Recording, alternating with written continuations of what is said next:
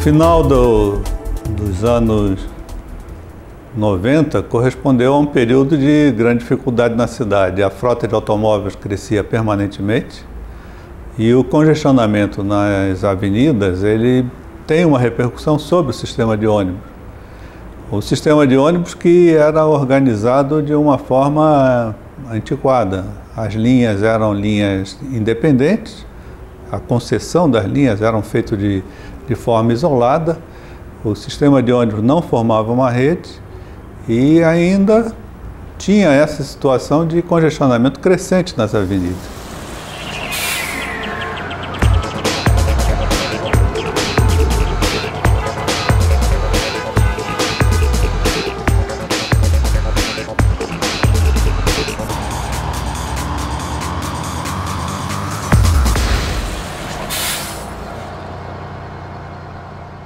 Bom, quando nós assumimos a Prefeitura de São Paulo, em janeiro de 2001, a situação do transporte era absolutamente caótica. Nós tínhamos aqui cerca de 15 mil peruas clandestinas, nós tínhamos um sistema de ônibus de péssima qualidade, com linhas que se sobrepunham umas sobre as outras. Então a eficiência dos ônibus estava cada vez mais afetada. E à medida que ele não tinha condição de se deslocar, era necessário de uma frota maior para atender as mesmas pessoas. Era necessário organizar essas linhas por áreas da cidade. E não simplesmente, como ocorreu espontaneamente, fazer um emaranhado de linhas que eram um verdadeiro espaguete. E esses inconvenientes estavam ligados até à forma de remuneração das empresas, que antes o pagamento pelo serviço que eles prestavam para a prefeitura era feito mediante quilômetro rodado. Uma quantidade de subsídios que a prefeitura tinha que despender com esse sistema muito ruim, que chegou no governo Pitta a R$ 1 bilhão durante os 4 anos que foram transferidos para as empresas de ônibus. Então, quanto mais longas fossem as linhas, quanto mais numerosas elas fossem, seria mais interessante do ponto de vista de rentabilidade empresarial. É a tarifa de ônibus mais cara do Brasil, um reajuste de 21% para uma inflação de 14%. Com transporte lento, caro e de péssima qualidade, com ônibus velhos, enfim, maltratada pelo governo. Quebrado, sujo. E a falta de segurança nos ônibus? Também assalto. A consequência disso é que o número de pessoas que preferia utilizar o automóvel para se deslocar na cidade aumentava cada vez mais. E, consequentemente, maior congestionamento. A velocidade média do ônibus caiu de 24 para 12 km por hora, o que equivale à velocidade de uma diligência do século XIX, para você ter uma ideia. Toda essa desorganização do sistema do transporte coletivo gera outro problema: mais carros nas ruas. Tá muito ruim, caótico, viu? Então, o nosso objetivo era exatamente transformar essa realidade, transformar para um sistema de transporte que atraísse o usuário. Porque ao mesmo tempo que o sistema de transporte piorava, mais e mais pessoas deixavam de usar o ônibus e passavam a usar o automóvel. E a nossa cidade ela não suporta um número maior de automóveis, como todos sabem, ao longo dos congestionamentos que se vê todos os dias.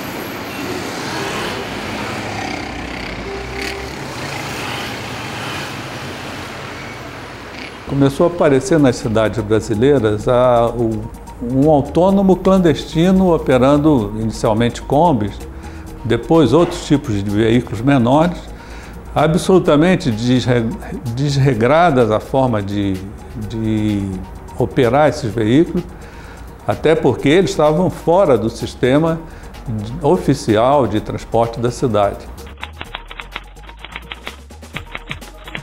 Hoje, 12 mil perueiros, 5 mil deles clandestinos, disputam por dia 1 bilhão e 800 mil passageiros que trocaram ônibus em busca de um serviço melhor e mais rápido. Nós vivíamos na clandestinidade, né? Então, o que aconteceu? Nós lutamos muito, fugíamos muito da fiscalização, né, da prefeitura. Então, para nós, era muito dificultoso nesse sentido. Esses autônomos, inicialmente, eram recebidos como sendo uma solução para o deslocamento da cidade. Os passageiros sempre estavam com a gente, tinha uns que não gostavam, mas a maioria procurava nossos serviços. Por quê? Porque a gente dava um atendimento de ter uma recepção boa, agilidade no transporte. Aos poucos, a população foi percebendo que essa solução não era miraculosa, ao contrário, ela tinha riscos, eram pessoas que operavam sem a capacitação profissional adequada, um sistema que não dava garantias de seguro legal aos usuários, e houve alguns incidentes até e acidentes que foram mostrando que não é essa a forma de administrar o transporte de uma cidade. Esses regulamentados também resistiam a serem organizados em cooperativa, porque a desorganização para a cidade é a mais alta rentabilidade para o autônomo. Mas antes nós ganhávamos bem mais. O autônomo funcionar como empresa, ele passa a ter obrigações, ele tem que atender nos horários em que tem a menor demanda, ele tem que recolher as taxas e impostos que estão estabelecidos pela legislação, enquanto que o clandestino não tem nada disso, ele opera somente nos momentos em que há rentabilidade garantida, não recolhe impostos e, portanto, tem uma rentabilidade que um sistema regular nunca pode garantir a ele. Então você veja, é necessário que tenha ônibus funcionando da meia-noite às 2 da manhã, das 11 horas à meia-noite, porque muitos passageiros utilizam. É necessário que tenha ônibus funcionando nos bairros de menor demanda. Então é necessário que haja uma compensação entre aqueles que estão nas melhores linhas e aqueles que estão nas piores linhas. Isso só funciona através do sistema de cooperativa. Então nós propusemos o sistema de cooperativa que, além desse recurso, também pode comprar o óleo diesel no atacado, pode comprar pneus no atacado, pode negociar o preço dos micro-ônibus com as empresas por um valor mais baixo, enfim, reforça o poder econômico desses operadores autônomos.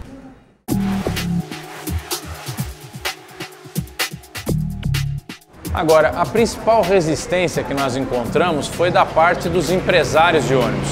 E não de todos os empresários, de uma parte deles, que é aqueles que ganhavam dinheiro sem trabalhar. Verdadeiros estelionatários compraram empresas como forma de conseguir da prefeitura vantagens ou indenizações e manobras desse tipo. Aqueles que não colocavam ônibus na rua, que tinham os piores ônibus, os ônibus mais velhos, não faziam manutenção, né? E que usavam o sindicato dos trabalhadores, o sindicato dos motoristas, como massa de manobra para pressionar a administração pública a fazer o que eles queriam, ou seja, deixar tudo como estava. Mas nós fomos a fundo, nós investigamos e nós verificamos que não apenas eles operavam mal, como eles desviavam recursos, que eram recursos arrecadados da população, para seu próprio benefício. E quando nós constatamos isso, nós tivemos que chegar ao ponto de cassar o contrato de várias empresas para que a gente pudesse regularizar o transporte na cidade. Isso foi um período bastante difícil para a administração, porque de um lado não podia deixar a população sem atendimento e de outro lado tinha que fazer com que aquelas empresas funcionassem. E por isso foram feitas intervenções até que essas empresas pudessem ser afastadas. Evidentemente, isso levou a uma resposta desses empresários que foi partir para o confronto direto com a administração.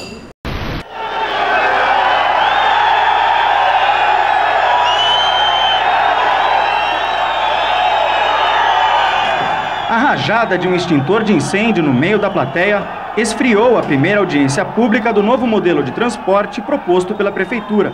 Manifestantes do Sindicato dos Condutores reviraram mesas e jogaram cadeiras. O auditório Elis Regina ficou assim, como terra arrasada. O protesto, bem no meio da explicação do secretário, impediu todos os presentes de entender o novo modelo proposto pela Prefeitura para o transporte de São Paulo. Tinha que fazer alguma coisa mais forte, porque era perua para tudo quanto é lado. Chegavam, a gente nunca soube ao certo, se eram 20 mil ou 30 mil peruas voando pela cidade.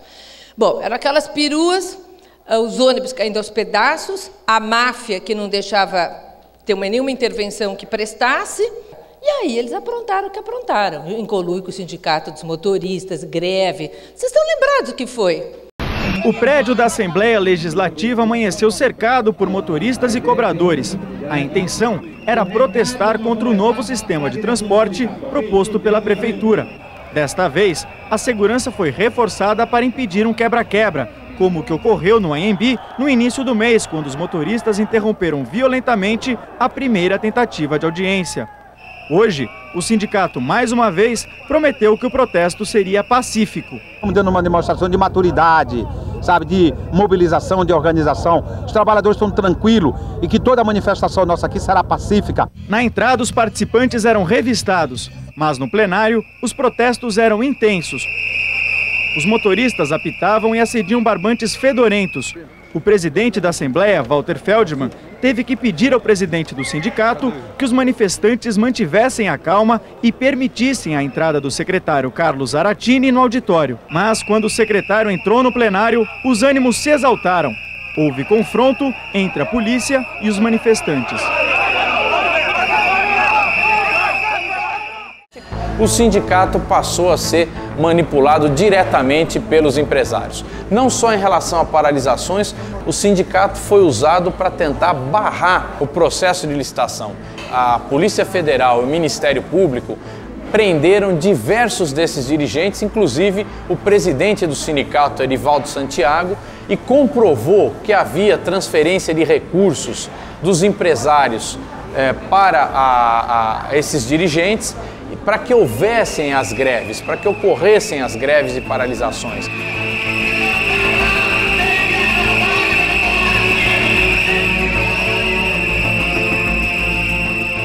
Então, aquele caso que nós tivemos no Anhembi, onde eles fizeram aquela anarquia, aquela agressão, né, contra a equipe da São Paulo Transporte, da Secretaria. Depois, na Assembleia Legislativa, eles de novo tentaram impedir e depois através das paralisações. No começo da tarde, os manifestantes se concentraram em frente à sede da SP Trans, na rua 13 de Maio, no centro da cidade. Eles ameaçaram invadir o prédio e foram barrados pela Guarda Civil Metropolitana. Motoristas e cobradores jogaram pedras contra a fachada do prédio, que ficou destruída. Evidentemente que eu não sei, não vi quem atirou a pedra no vidro, mas porque eu estava tentando evitar que houve um confronto maior entre a guarda e os trabalhadores. Os manifestantes temem perder o emprego depois que a prefeitura implantar um novo sistema de transportes na cidade. Algumas das coisas que nos acusavam era, por exemplo, que nós queríamos reduzir o número de trabalhadores da categoria dos motoristas. Essa era a principal acusação, era o principal motivo que o sindicato utilizava para combater o processo de licitação.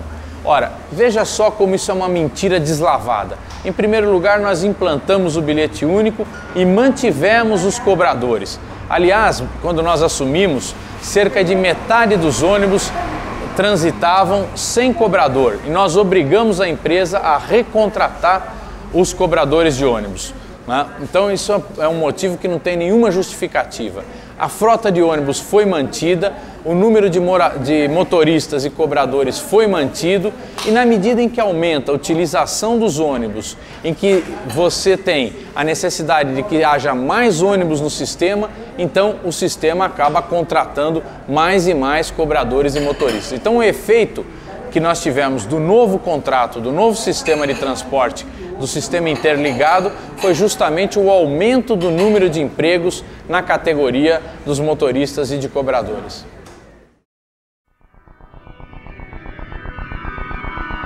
Diversos vereadores que tinham ligações com os empresários passaram a fazer uma pressão enorme sobre o governo para que fosse suspenso o processo de licitação, para que fosse suspenso o processo de renovação. E esse processo se concentrava muito sobre a minha pessoa. Utilizaram até mesmo ex-militantes do PT para fazer acusações contra a minha pessoa e nós houvemos por bem o seguinte: vamos continuar com o processo de licitação. Eu cheguei à prefeita e falei: prefeita, se o problema é o secretário, vamos trocar de secretário. Mas quem pensou que aquilo tinha sido a suspensão do programa se enganou, porque houve uma troca de posição dos secretários e o novo secretário que chegou continuou o programa que estava delineado. E novamente levou adiante as medidas que já estavam em implantação. E hoje nós temos o bilhete único na cidade de São Paulo, nós temos o Passa Rápido, nós temos uma frota de ônibus renovada, nós temos as estações de transferência, enfim, um sistema de transporte que é avaliado como ótimo e bom por mais de 90% da população da cidade.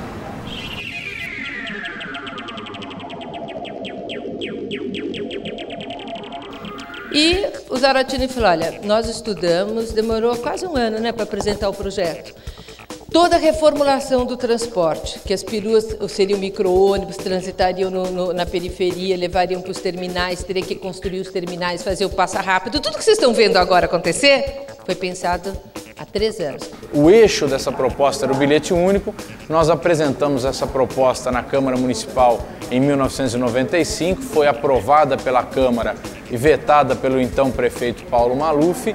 E quando nós assumimos o governo em 2001, esse era o eixo da proposta. Ele falava muito antes de ocupar o cargo de secretário da importância de se utilizar um sistema de cartão eletrônico, que já era chamado por ele naquela época de bilhete único, que permitisse usar e passar de um ônibus para o outro numa mesma viagem que a pessoa realizasse. Você anda para lá e para cá no tempo de 2 horas, dá para economizar um dinheiro legal.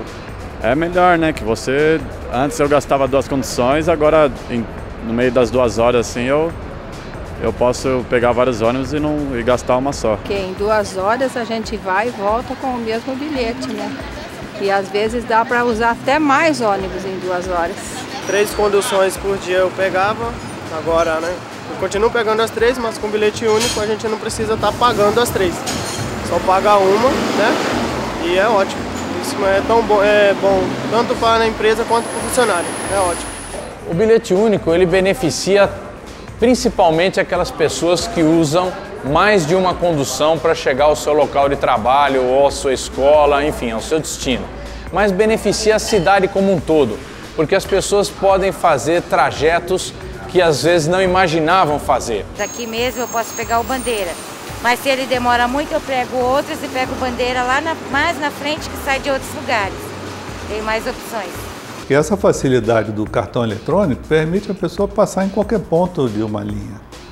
Então o que está acontecendo é que a população está criando novas formas de usar o sistema. Sim, quando tem que passar no banco a gente passa, quando tem que fazer um outro tipo de coisa a gente desce do ônibus sem se preocupar com uma outra condução que tem que ser paga. Porque eu dependo das conduções para levar meu filho até a escola e da escola vir trabalhar. Então para mim ficou bem melhor assim. Se acontece você pegar um ônibus errado, você pode pegar outro, 2, 3 ônibus. Adianta bastante, dá uma adiantada sim. Às vezes você quer parar, comprar alguma coisa que não tem próximo à sua residência.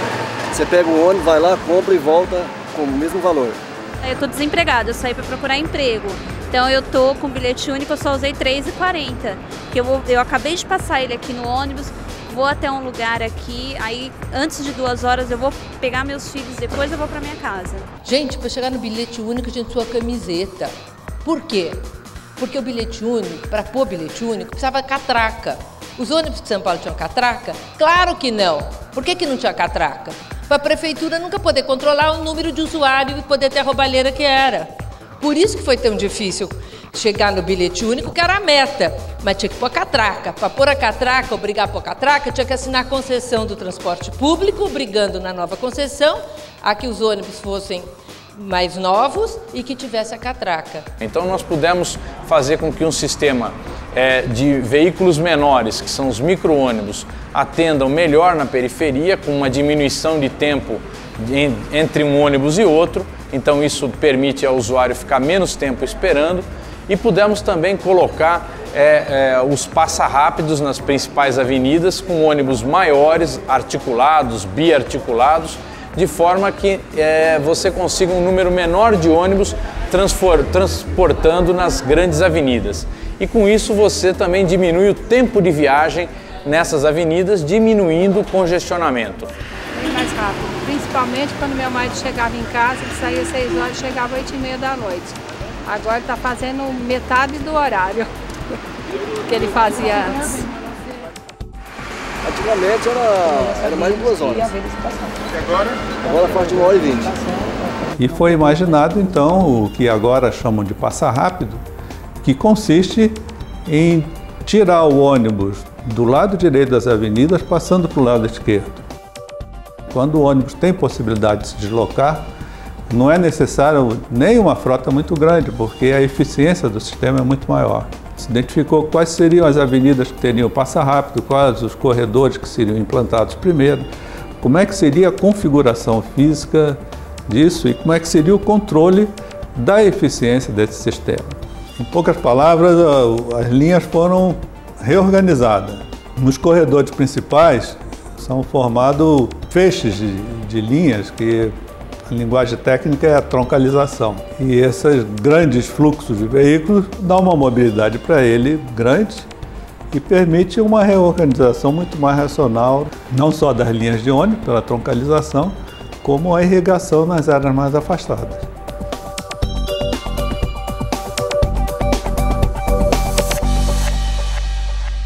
No nosso novo modelo, nós dividimos a cidade em 8 áreas. Nós propusemos aos empresários, e isso fazia parte da licitação, que em cada área eles operassem em consórcios de empresa. Por que consórcios de empresa? Porque elas poderiam trabalhar juntas, reorganizar e racionalizar as linhas, diminuindo os custos. Nós já sabíamos que ia haver licitação. E para que houvesse a licitação e para que a gente não perdesse, nós tínhamos de estar unido. Hoje existem as cooperativas, que eram as cooperativas de ônibus, que eram um total de 23. Hoje elas são em três consórcios. Os consórcios foram formados com as cooperativas dos pirueiros, que após a licitação, para os pirueiros entrar na licitação, eles tinham de formar uma cooperativa, e essa cooperativa formada se uniu às cooperativas ônibus para formar o consórcio. Que isso não é percebido pela população, acho que nem mesmo pela própria imprensa, mas é uma forma nova, não só das empresas formarem consórcios, como também os autônomos que foram regulamentados, eles passaram a operar em cooperativas, e não cada um por si, mas até com o mesmo tipo de serviço, pelo menos próximo ou parecido com o prestado pelas empresas de ônibus. A gente era clandestino e hoje não tem mais clandestino competindo com a gente, não é verdade? Então a gente está do outro lado agora.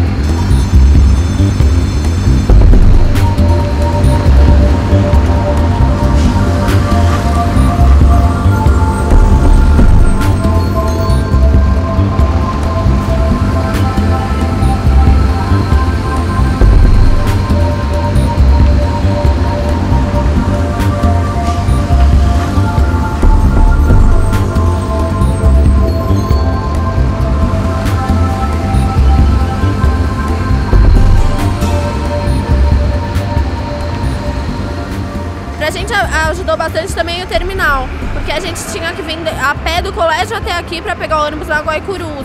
Agora a gente pega o terminal, vem até aqui, vai de ônibus, paga uma passagem só, bem melhor. E não anda, a gente quase não anda, só vai andar de ônibus. Existem também os corredores aí com terminais e com controle através de GPS da posição dos ônibus, que combinado com esses corredores de passa rápido, garante agora uma circulação muito maior para a cidade.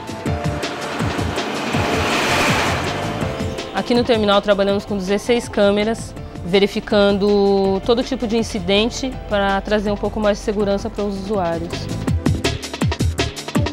No sistema do Passa Rápido, são 57 câmeras em todas as paradas, verificando o fluxo de usuários e fluxo de veículos. O mapa ajuda no monitoramento dos veículos em percurso. Enquanto os veículos estão no trajeto entre o centro e o bairro, verificamos ida e volta, se há algum problema, se há parada de veículos ou excesso de veículos no viário.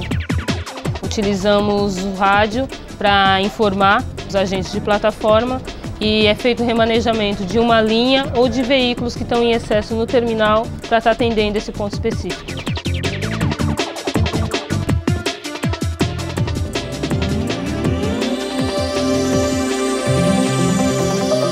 Existe um sonho de que todos possam se deslocar na cidade usando automóvel. Eu chamo de sonho porque isso fisicamente é impossível.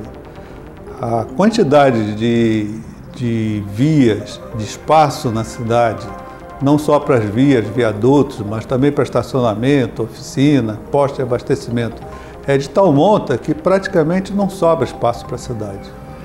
Então, qualquer cidade moderna precisa ter uma compensação entre transporte individual e transporte público. E é preciso, então, garantir a circulação dos ônibus na cidade para a própria vida da cidade. Bom, eu queria dizer, em primeiro lugar, que nós nunca podemos analisar um processo importante como esse do ponto de vista pessoal. Então, muita gente às vezes sai machucada do processo.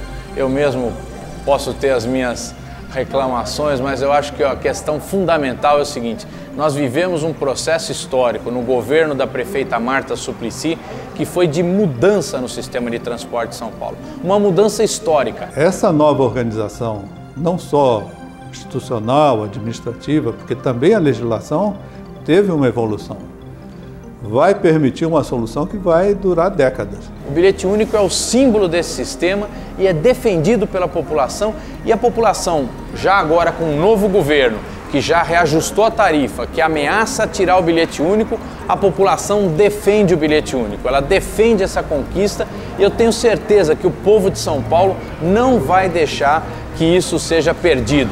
Ao contrário, temos que expandir, o bilhete único tem que poder ser usado no metrô, nos trens, nos ônibus intermunicipais e funcionar na região metropolitana como um todo. Nem todas as ideias eram novas, o que era novo era a combinação dessas ideias. E eu acho que foi a coragem da prefeita Marta, a coragem da equipe que trabalhou na Secretaria de Transporte durante esses 4 anos, que fez com que a gente avançasse. E o que seria novo seria a efetiva implantação disso, se fosse conseguido, e o que foi conseguido. Hoje, os trabalhadores do sistema, aqueles profissionais honestos, motoristas e cobradores, os antigos pirueiros que hoje são operadores autônomos, os empresários que ainda estão trabalhando no sistema, todos reconhecem que houve essa evolução. Ainda há coisas a serem aperfeiçoadas, a cidade, à medida que muda e que cresce constantemente, o sistema de transporte tem que acompanhar a cidade e garantir